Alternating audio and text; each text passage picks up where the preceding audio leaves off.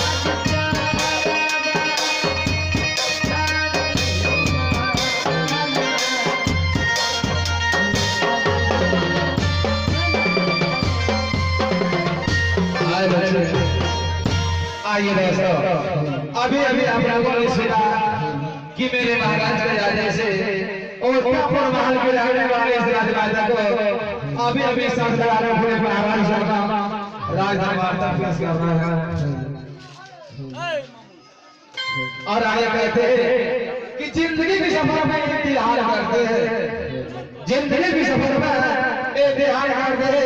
इस अपने में जो प्रवेश में आप सभी के चर्चा में परफॉर्म करते हैं। तो आइए मिलते हैं राज के राजमाता सर बजाओ जाओ तो लोग आवाज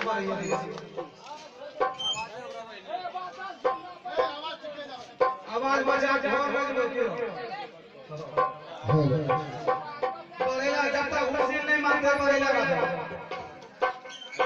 हाय आइए पुणे मेरे बीच राज की राजमाता से मास्टर साहब आए देविया अखबारिया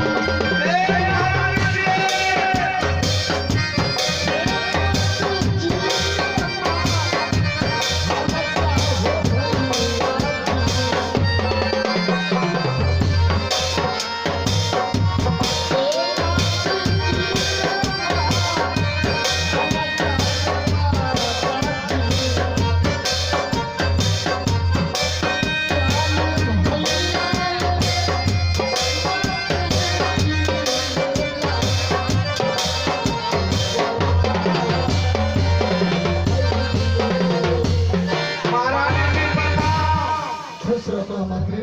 जी महारानी जी, अभी अभी हमको किस भी हमारे साथ आपको मालूम नहीं। मुझे कुछ मालूम नहीं। जी महारानी जी, इस समय बेसब्री से महाराज राज दरबार में इंतजार कर रहे हैं। क्या जी मेरे स्वामी जी, राज दरबार में मेरा इंतजार कर रहे हैं? जी स्वामी जी इंतजार कर रहे हैं।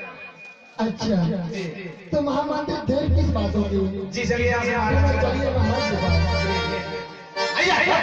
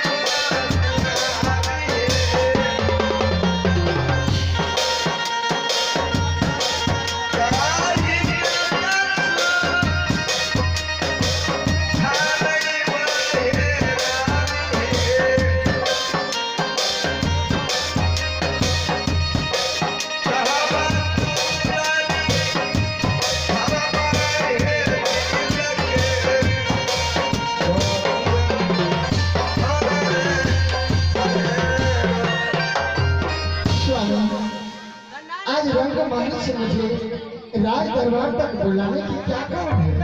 महारानी हाँ, सच तुम्हें मालूम नहीं महारानी,